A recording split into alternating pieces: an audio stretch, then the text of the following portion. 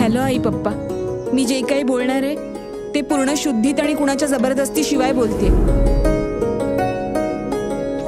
माझं आणि संग्रामचं एकमेकांवर खूप प्रेम आहे आणि आम्ही लग्न पण करणार होतो.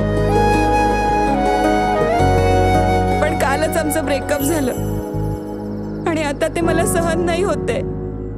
मला खूप त्रास होतोय आणि या त्रासातून वाचण्यासाठी मी आत्महत्या करतेय.